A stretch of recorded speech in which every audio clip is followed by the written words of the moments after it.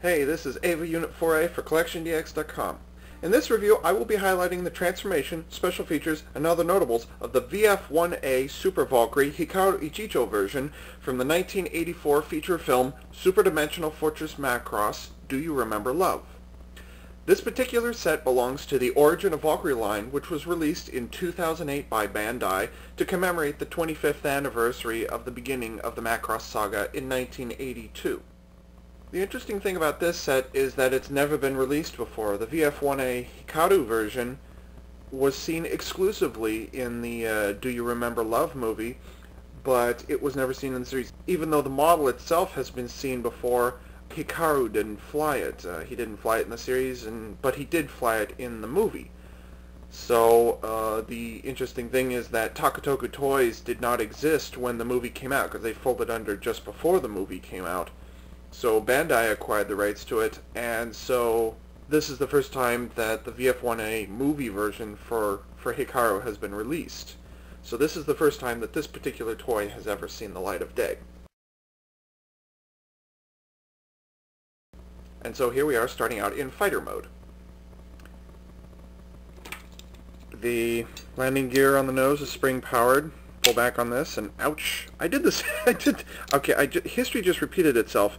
When I originally got these Takatoku Toys Valkyries, I didn't know that the nose gear was spring powered.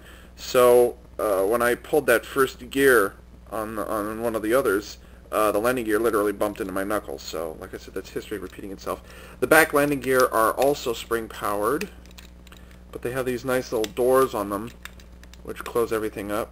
And then you can just push up, and that goes like that, and that goes like that. This one is actually a little on the tight side. The laser cannon turret can turn side to side very well. You can even turn up and down a little bit. But because this is the VF-1A model, you don't have to turn the laser cannon barrels up or down in order to turn the head side to side. It'll always be the same. So the wings are an oddity. In the series, and indeed in the movie, you only see the wings kind of diagonal like this, and then if you want to see the supersonic form, they're like this. If you want to see them in storage form, they're like this.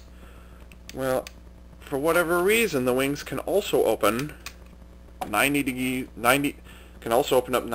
perpendicular.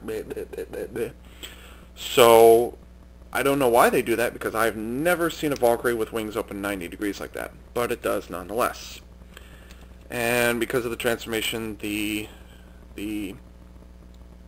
thermonuclear jet nozzles can also open and close, and they're tied together. So that's pretty cool. I like that.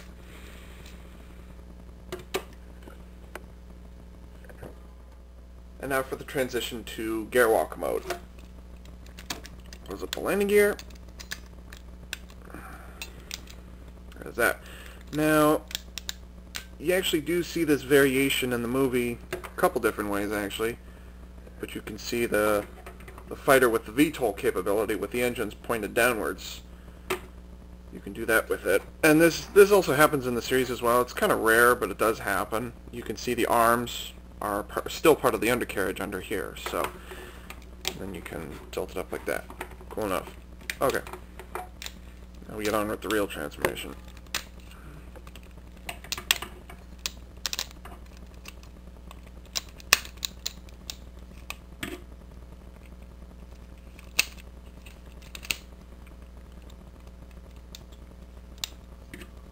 And these, I love how clicky those tails are. That's really nice.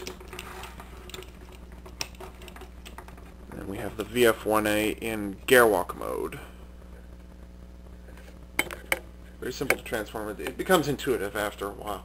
One of the recognizable traits of the Takatoku Toys Valkyries, their 155 scale toys, is that the arms are always pointed diagonally in gearwalk mode, and that's just because of how this laser cannon, whatever it is, how this bumps up against the shoulder pivoting joint here. So it can't really point downwards unless you want to put pressure on it, and I recommend you don't put any pressure on it. Otherwise the arm has typical articulation. Nice stuff, nice stuff. All the way around. When you tilt the wing, or when you tilt the arms forward, you can see the shoulders actually push back on the wings a little bit. So I just tend to leave them in the supersonic form, just so I don't have to worry about them being at awkward angles or whatever it is. The right hand is open, the left hand is not. The posability of the legs, well, I already demonstrated for you already. That's about as far forward as the legs can go. They can't twist any further forward at the knee, unfortunately, but I have no really big gripes. So, then you've got the thruster pack on top, which is pretty cool. And you can still move around the turret on the bottom. So, what comes into play now, and I always forget to do this, is that the Valkyries each come with a gun pod. We know it, we love it, we cherish it. It looks kind of weird, but okay. Looks like a submarine to me.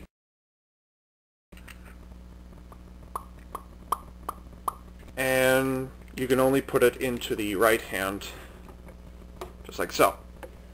Now, in the series and movies, you can see that the gun pods are usually stored here. They're locked up in here because when the arms are part of the undercarriage, the gun pods are stored underneath like so. Well, you can't do that with the Takatoku Toys versions. So you have instead a little clip, little add-on accessory clip, and all that you do, and really you can only do this with the right arm. There are slots in the left arm to do this, but it doesn't work because the clip bumps into the arm here, so you can't really do it on the left side. And then you just slip the gun pod in there, and you get that, which is nice for posing. It's nice that you don't have the shoulder strap hanging on it, but I don't miss it, so.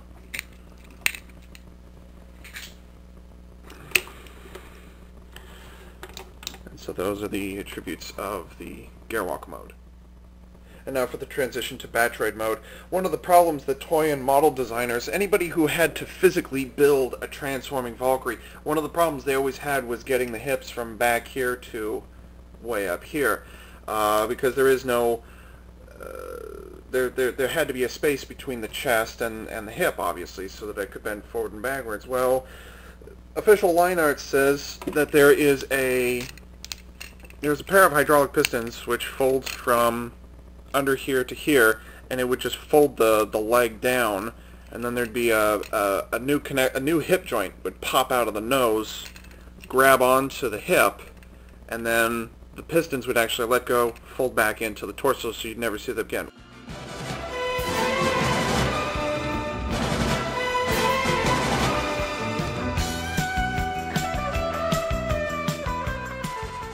Well, Takatoku, even though this is not the way it happens in the series or anything like that, through the magic of television, what they use instead are these metallic, or these die-cast metal bars, which lock very nicely here, and you can see it here.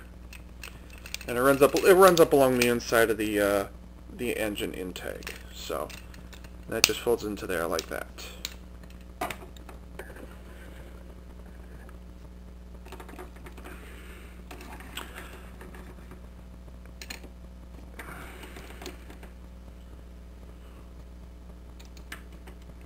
And then like that. And slide that down.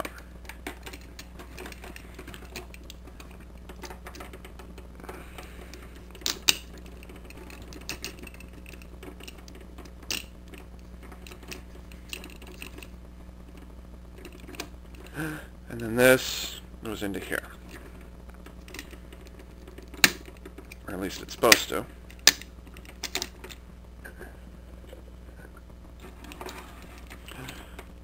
And then you get the VF-1A Valkyrie in Batroid mode.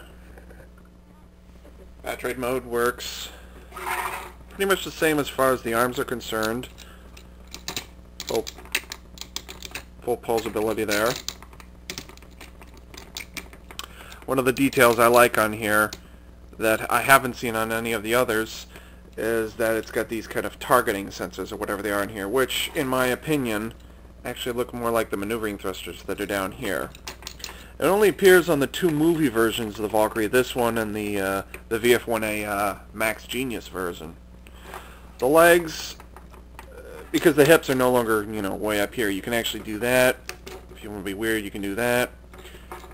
But the standard is that, so that's pretty nice. Unfortunately, you don't get any side-to-side motion, but and you don't get any twisting motion either. So, like I said, that's kind of the limits of the toy at the time, and that's understandable. Would have been nice, but I can understand why they didn't. The head, for some reason, it likes to look down. Really likes looking down. And then this little laser barrel up here again, kind of loose for my taste, but you can still point it forward, and the head can turn side to side. The mono eye here has been painted. It was initially painted dark gray, and then it was painted over green. So why, I don't know. But I will, to their credit though, the head on here is the most anime accurate of the three that have been released: the VF-1S, the VF-1J, and the VF-1A. The VF-1D had a less anime accurate look to it as well. So the wings can be opened up for some of the posing. Most of the time though, you'd see them closed. This is a quality control issue right here, where the wings automatically don't perform the way I'd like them to. But just trust me, this is a little loose right here. It doesn't click, but it's moving. It's less so on the other side here, so whatever. And then you can put the gun pod, the right hand, it'll do that. Or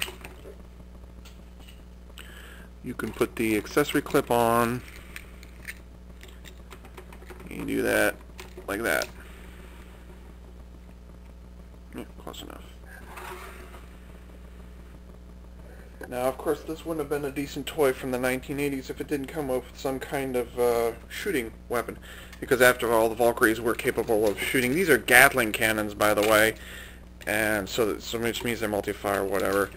And so the Valkyrie set comes with some bullets, some projectiles.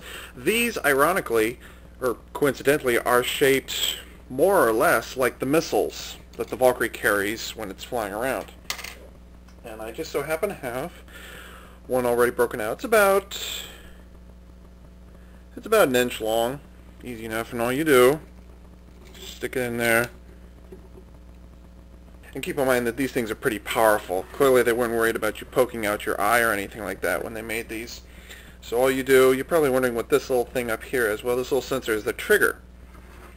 All you do, you push on it, and wow. Those projectiles are actually pretty powerful. They could easily go 3 or 4 feet, which is pretty impressive. And they're small, and they just fly. I mean, you can actually hurt these. You actually will hurt yourself on these things if you're not careful with them. Now, this was officially released as a Super Valkyrie. That's what this thing is. That's what this is supposed to be, which means it comes with all of the accessory parts necessary.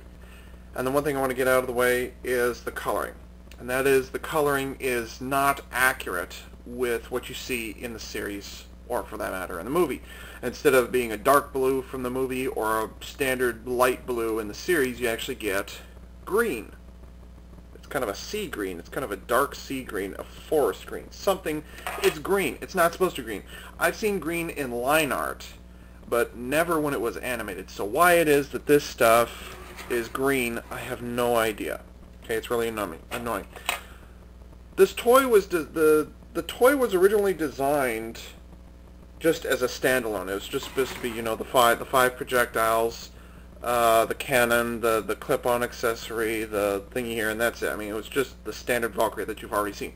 Well, as the series progressed on, it became more and more popular, and so Takatoku was instructed to build the armored Valkyrie, which is the dark blue and red colored armor, big bulky stuff, and then they were supposed to design the fast packs. And so, but the problem was they had to design these add-on accessories for a toy that was not designed to accept them in the first place. So they had to use clips, and they had to use buttons, and they had to use all kinds of things. Well, the biggest problem maybe would have been that you couldn't attach the boosters to the backpack. Ordinarily, it would have just been the boosters, you know, and that's it. Well, there's nothing to plug them into. So what Takatoku did is they designed a special accessory clip-on. My opinion, this is 2008. They should have molded this in white. They should know better by now. And they've had 25 years to correct it. All you do is you just put this on here like so. And then these tabs here will fit into the slots here. And they're held together with friction only, just as they were in the past. Nothing has changed. It fits in there like that. The arms have a pair of missile launchers. By the way, these look like cannons, cannon barrels. They're actually supposed to be missiles, even though they look like cannons. So, it clips on the top and the bottom. You see the clip here, clips are on the top and the bottom. So, it goes like that. And then for the legs are a bit more complicated to deal with. You actually get a bunch of parts.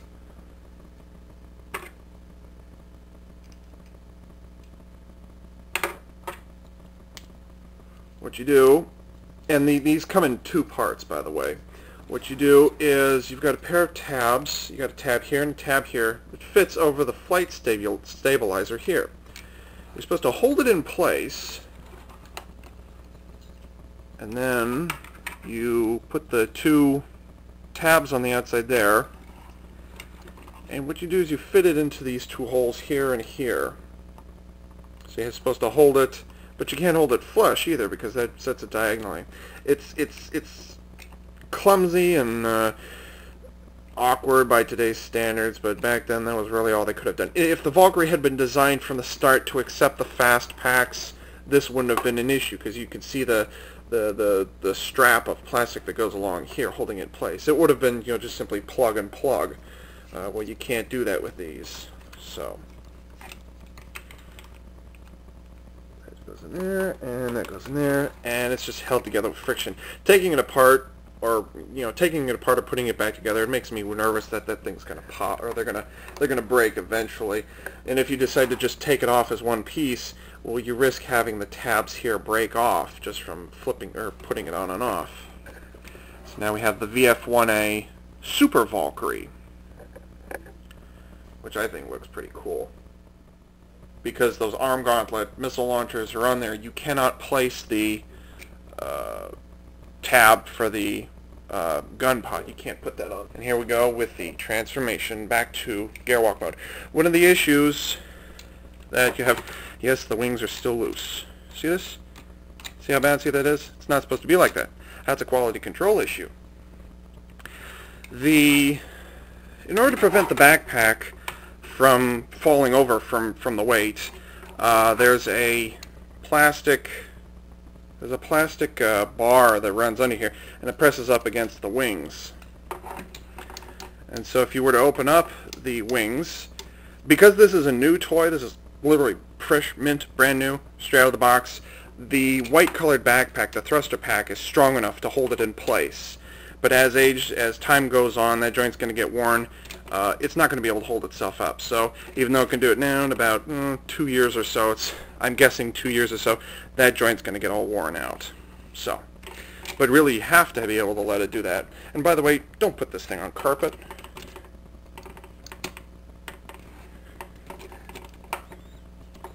Of course, with the backpack on, it is a little more back heavy, it's a little more awkward.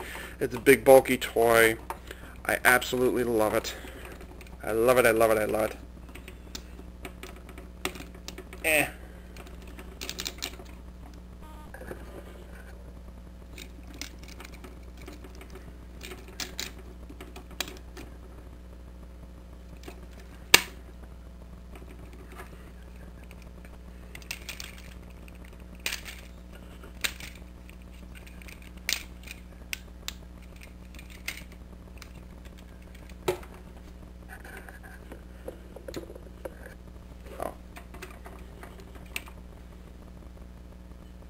really see where he's going if he doesn't have glass. Okay, what the F?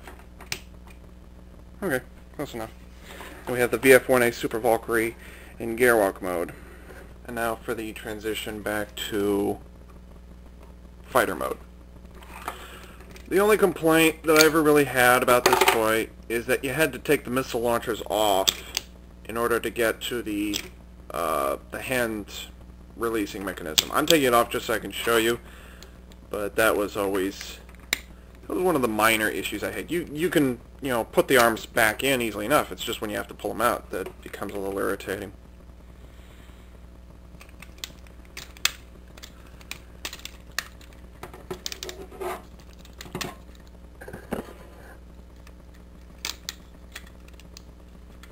Now, something I forgot to highlight when I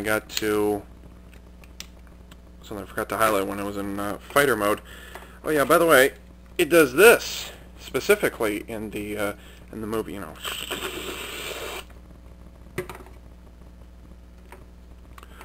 One of the things I forgot to mention, when it's in fighter mode without the super armor, yes, thank you, is that the legs are always straight, but when it's got the super armor on, in order to make room for the armor, you actually have to tilt the leg at an angle.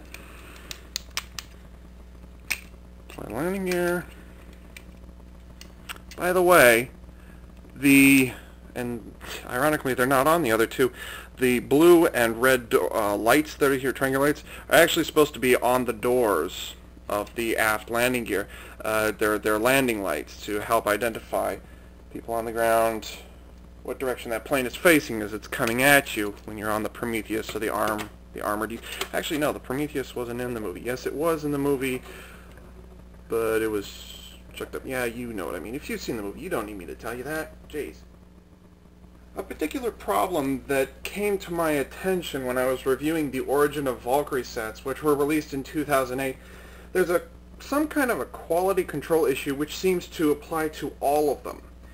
And the thing is, I wouldn't have even noticed if it hadn't been for this guy, which is a 1990 reissue VF-1S Super Valkyrie Roy Fokker special. And you'll see why. This is just to say I have it, so you can understand in a moment here what I'm going on about. With the VF-1A, and like I said, this applies to all 4 Valkyries that are in the Origin of Valkyrie line. You'll notice there's a pretty large gap that appears underneath this dorsal vent, or this dorsal intake. You'll also notice that this line should be parallel to the wings, and it should be parallel to the rest of it. Well, here's the problem that I have. And look at the pay particular attention to this gap that's here. It's not surprising that, well, you can't really see it. There's some white plastic on here that's bumping up against the top of the legs here, the engines here. Well, watch this. Look how flexible this thing is. Look at this. And, you know, notice the gap. Look how freaking flexible that is. It should be maybe aligned like that. But look how much give there is in that. That's pretty unbelievable. The arms should be, the lower arms should be remaining parallel to the engines, but they're not. I mean, you should not be able to see the arms there. But they also shouldn't be tilted at an angle either. I mean, there's a lot of give there. The reason I noticed this, even though this toy is 15 years old right here, it doesn't have nearly the same problem. I mean, look, the arms are still covered up. Yeah, there's give in it, but this is because of an age thing. The gap is not nearly as prominent here. There's not nearly as much give. Not nearly as much. And so that's something that really concerns me, and it tells me that either the 1990 reissue, I'm either praising it more than I should be, or the original Takutoku designs, which these are, by the way. The Takutoku designs may be flawed somehow, and I didn't realize it until now. But that was that's a noticeable error. I mean, let me put it to you this way: the only thing that holds that holds the back of the Batroid up is this white plastic thingy here, and this here pressing up against the inside of the chest. That's what holds it in place. So that you can see it's bending up and down. And the only thing that's stopping it right now are the hips. So you close that up, and then you know look at how the chest is bending all of a sudden. That's just not very safe. That just makes me think that it's either a molding problem or a materials problem, or I mean, even though my 1990 reissue does it well, it doesn't do it nearly to the same level that this does. For that matter, that any of the Origin of Valkyrie sets do. The other big complaint I have, and this is not a beef against the VF-1A Hikaru Super Valkyrie, by the way. It's just, this is across all 4 Origin of Valkyries, is the color schemes. The green is completely inappropriate. I didn't like it. I didn't, like how the thrusters are painted in, the missile launchers are painted in, UN Spacey, blah, blah, blah, blah, blah, things like that. I also like how that was stamped on as well. That's nice. What I don't like, though, is how all this green on the backpack, I mean, it's, whoa. That's okay. It's okay. It's just a spring. It's unwarranted. There's no green super pack anywhere, or strike pack for that matter, anywhere in the movies or in the series. And so the other thing, even though the color scheme is for the VF-1A movie version is based on the Roy Fokker Special, the Roy Fokker Special is supposed to be white with base white with yellow and black highlights. Well, understandably, in the movie, Hikaru's VF-1A is base white with black and red highlights. Well, the problem is, all 4 of them are base light gray. Why that is, I don't know. They should be white. I mean, seriously, why aren't they white? They should be white. They should always be white. So really, my biggest pick, and it's just this is just the point of me losing my temper, whatever, with the super pack, the super fast pack, is the coloring. Just found said, okay, Ava, you've got to mention this in one of the 4 videos, okay? So otherwise, this is a great little toy, except for the except for that. It's never done that before, believe it or not. So this is a great toy. I love this toy. It's just this one kind of pointed out the flaws, the errors, or the whatevers that are going on. And if it had been just this one, I would have said that's a quality control issue. But since I have 4 independent sets, yeah, that's a problem. But these are still great toys. I love these toys. I think they're great. It's just, I think the modern day versions, somebody made some modification or something. I don't know what happened. I don't know. But these are great toys. I love them. I highly recommend it. I think it's great. And so, this is Ava Unit 4A for CollectionDX.com, signing off.